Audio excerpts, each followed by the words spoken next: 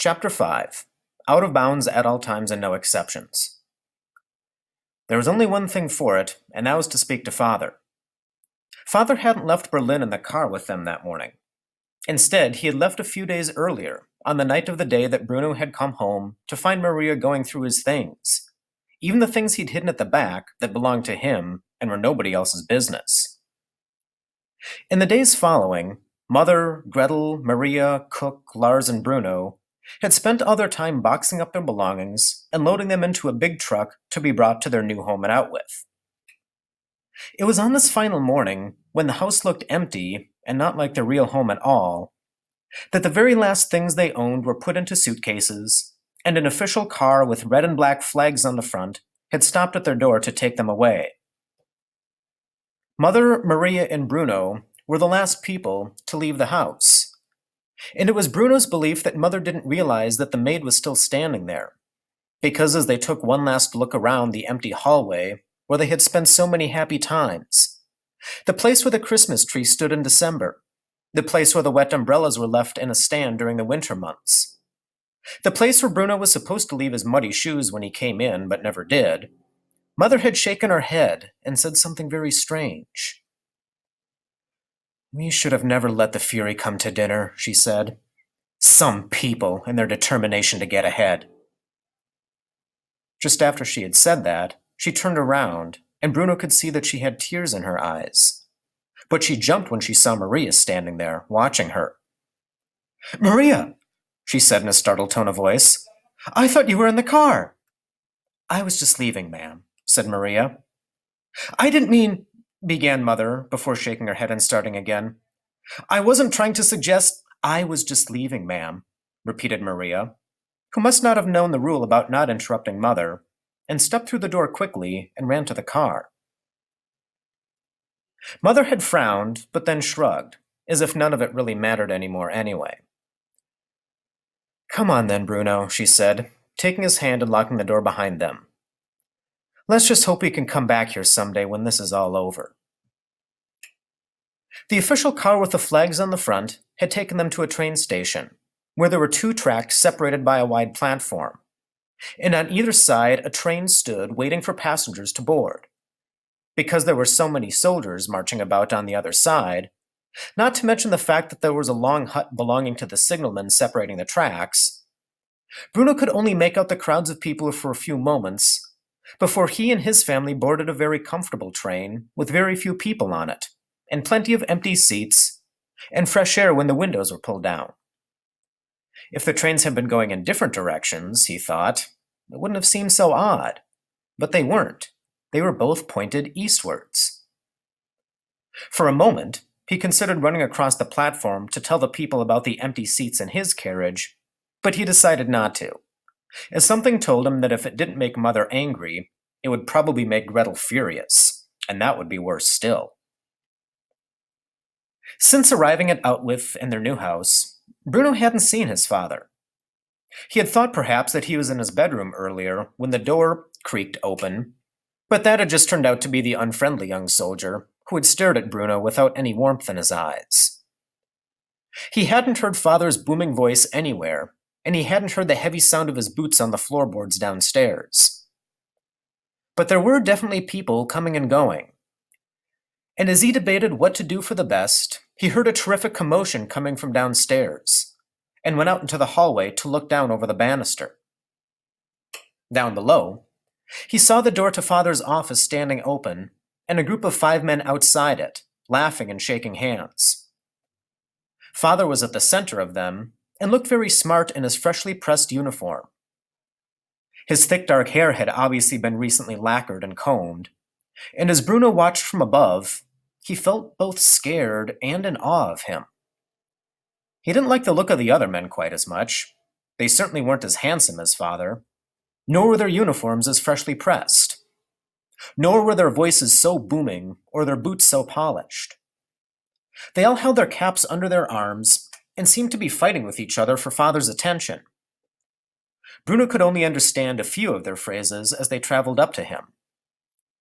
"Made mistakes from the moment he got here. It got to the point where the Fury had no choice but to," said one. "Discipline," said another. And efficiency. We have lacked efficiency since the start of 42, and without that... It's clear. It's clear what the numbers say. It's clear, Commandant, said the third. And if we build another, said the last, imagine what we could do then. Just imagine it. Father held a hand in the air, which immediately caused the other men to fall silent. It was as if he was the conductor of a barbershop quartet. Gentlemen, he said, and this time Bruno could make out every word, because there never was a man born who was more capable of being heard from one side of a room to the other than Father. Your suggestions and your encouragement are very much appreciated, and the past is the past. Here we have a fresh beginning, but let that beginning start tomorrow. For now, I'd better help out my family settle in, or there will be as much trouble for me in here as there is for them out there. You understand? The men all broke into laughter and shook Father's hand. As they left, they stood in a row together like toy soldiers, and their arms shot out in the same way that Father had taught Bruno to salute. The palm outstretched flat, moving from their chests up into the air in front of them in a sharp motion, as they cried out the two words that Bruno had been taught to say whenever anyone said it to him. Then they left, and Father returned to his office, which was out of bounds at all times and no exceptions. Bruno walked slowly down the stairs and hesitated for a moment outside the door. He felt sad that Father had not come up to say hello to him in the hour or so that he had been here, but it had been explained to him on many occasions just how busy Father was, and that he couldn't be disturbed by silly things like saying hello to him all the time. But the soldiers had left now, and he thought it would be all right if he knocked on the door. Back in Berlin, Bruno had been inside Father's office on only a handful of occasions, and it was usually because he had been naughty and needed to have a serious talking to. However, the rule that applied to Father's office in Berlin was one of the most important rules that Bruno had ever learned, and he was not so silly as to think that it would not apply here at Outwith too. But since they had not seen each other in some days, he thought that no one would mind if he knocked now, and so he tapped carefully on the door, twice and quietly. Perhaps Father didn't hear, perhaps Bruno didn't knock loudly enough, but no one came to the door, so Bruno knocked again and did it louder this time. And as he did so, he heard the booming voice from inside call out, "Enter!" Bruno turned the door handle and stepped inside, and assumed his customary pose of wide-open eyes, mouth in the shape of an O, and arms stretched out by his sides. The rest of the house might have been a little dark and gloomy, and hardly full of possibilities for exploration, but this room was something else. It had a very high ceiling to begin with, and a carpet underfoot that Bruno thought he might sink into. The walls were hardly visible. Instead, they were covered with dark mahogany shelves, all lined with books, like the ones in the library at the house in Berlin. There were enormous windows on the wall facing him, which stretched out into the garden and beyond, allowing a comfortable seat to be placed in front of them. And in the center of all this, seated behind a massive oak desk, was Father himself, who looked up from his papers when Bruno entered and broke into a wide smile. "Bruno!" he said, coming around from behind the desk and shaking the boy's hand solidly. For Father was not usually the type of man to give anyone a hug, unlike Mother and Grandmother, who gave them a little too often for comfort, complimenting them with slobbering kisses. "My boy," he added after a moment. "Hello, Father," said Bruno quietly, a little overawed by the splendor of the room. "Bruno, I was coming up to see you in a few minutes. I promise I was," said Father. "I just had a meeting to finish and a letter to write. You got here safely then?" "Yes, Father," said Bruno. "You were a help to your mother and sister in closing the house?" "Yes, Father," said Bruno. "Then I'm proud of you," said Father approvingly. "Sit down, boy." He indicated a wide armchair facing his desk, and Bruno clambered onto it, his feet not quite touching the floor, while Father returned to his seat behind the desk and stared at him. They didn't say anything to each other for a moment, and then finally Father broke the silence. So, he asked, what do you think? What do I think? Asked Bruno. What do I think of what? Of your new home. Do you like it? No, said Bruno quickly, because he always tried to be honest and knew that if he hesitated even for a moment, then he wouldn't have had the nerve to say what he really thought. I think we should go home, he added bravely. Father's smile faded only a little, and he glanced down at his letter for a moment before looking back up again, as if he wanted to consider his reply carefully. Well, we are home, Bruno, he said finally in a gentle voice. Outwith is our new home. But when can we go back to Berlin? Asked Bruno, his heart sinking when Father said that.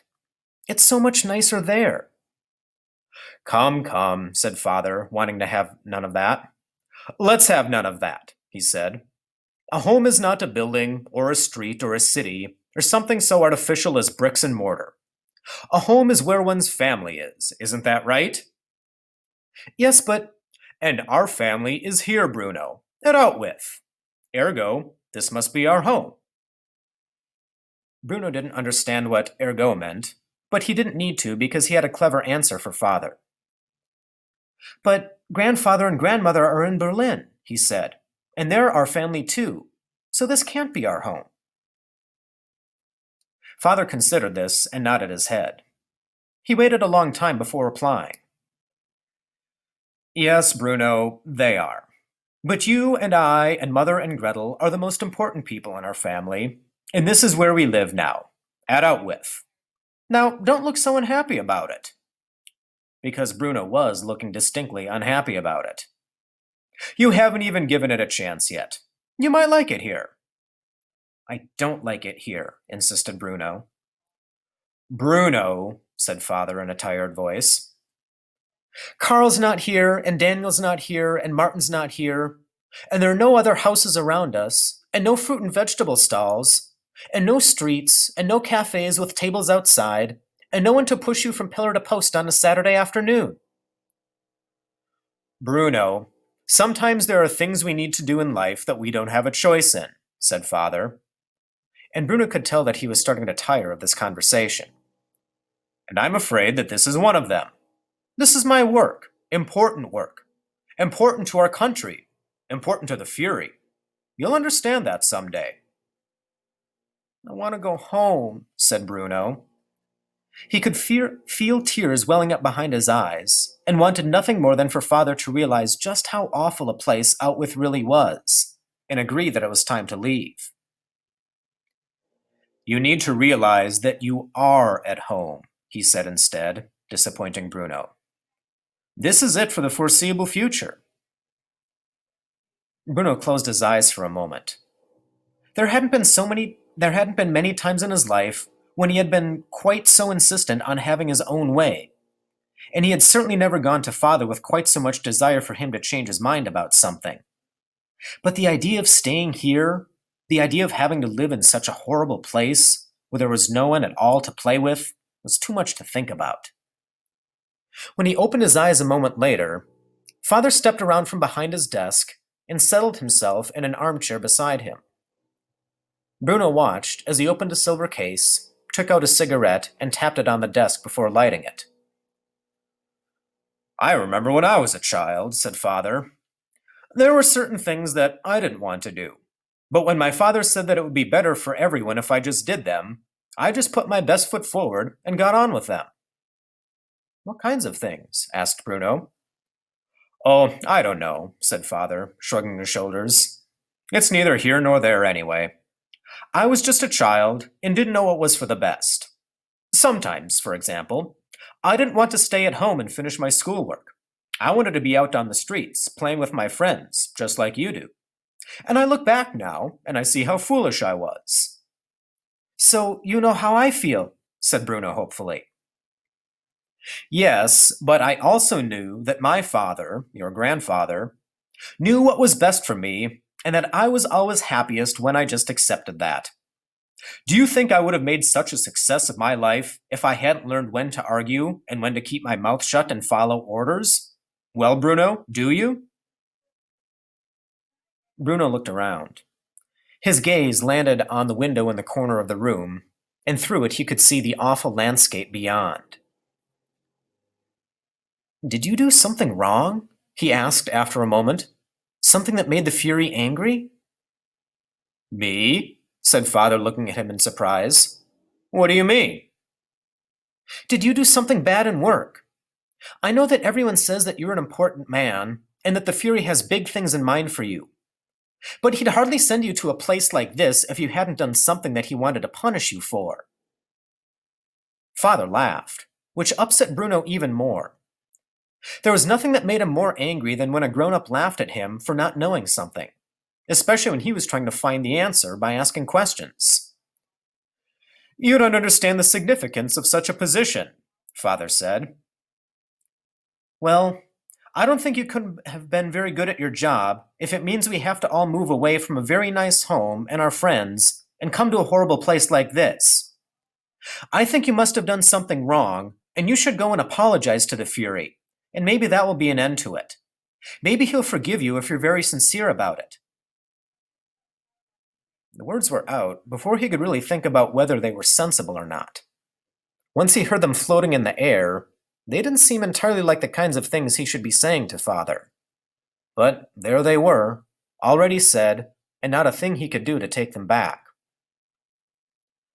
Bruno swallowed nervously, and after a few moments' silence, glanced back at Father, who was staring at him, stony-faced. Bruno licked his lips and looked away. He felt it would be a bad idea to hold Father's eye. After a few silent and uncomfortable minutes, Father stood up slowly from the seat behind him and walked back behind the desk, laying his cigarette on an ashtray. "I wonder if you are being very brave," he said quietly after a moment, as if he was debating the matter in his head. "Rather than merely being disrespectful. Perhaps that's not such a bad thing." "I didn't mean—" "But you will be quiet now," said Father, raising his voice and interrupting him, because none of the rules of normal family life ever applied to him. "I have been very considerate of your feelings here, Bruno, because I know that this move is difficult for you. And I have listened to what you have to say, even though your youth and inexperience force you to phrase things in an insolent manner. And you'll notice that I have not reacted to any of this. But the moment has come when you will simply have to accept that—" "I don't want to accept it!" shouted Bruno, blinking in surprise because he hadn't known he was going to shout out loud. In fact, it had come as a complete surprise to him. He tensed slightly and got ready to make a run for it if necessary. But nothing seemed to be making Father angry today. And if Bruno was honest with himself, he would have admitted that Father rarely became angry. He became quiet and distant, and always had his way in the end anyway. Rather than shouting at him or chasing him around the house, he simply shook his head and indicated that the debate was at an end. "Go to your room, Bruno," he said in such a quiet voice that Bruno knew that he meant business now. So he stood up, tears of frustration forming in his eyes. He walked towards the door, but before opening it, he turned around and asked one final question. "Father?" he began. "Bruno, I'm not going to—" began Father irritably. "It's not about that," said Bruno quickly. "I just have one other question." Father sighed, but indicated that he should ask it, and then that would be an end to the matter, and no arguments. Bruno thought about his question, wanting to phrase it exactly right this time, just in case it came out as being rude or uncooperative. "Who are all those people outside?" he asked finally. Father tilted his head to the left, looking a little confused by the question. "Soldiers, Bruno," he said. "And secretaries, staff workers. You've seen them all before, of course." "No, not them," said Bruno. "The people I see from my window, in the huts in the distance. They're all dressed the same." "Ah, those people," said Father, nodding his head and smiling slightly. "Those people, well, they're not people at all, Bruno. Bruno frowned. They're not? He asked, unsure what Father meant by that. Well, at least not as we understand the term, Father continued. But you shouldn't be worrying about them right now. They're nothing to do with you. You have nothing whatsoever in common with them. Just settle into your new home and be good. That's all I ask. Accept the situation in which you find yourself, and everything will be so much easier. Yes, Father, said Bruno, unsatisfied by the response. He opened the door, and Father called him back for a moment, standing up and raising an eyebrow, as if he'd forgotten something. Bruno remembered the moment his father made the signal, and said the phrase and imitated him exactly. He pushed his 2 feet together and shot his right arm into the air before clicking his 2 heels together and saying in as deep and clear a voice as possible, as much like Father's as he could manage, the words that he said every time he left a soldier's presence. Heil Hitler, he said, which, he presumed, was another way of saying, well, goodbye for now. Have a pleasant afternoon.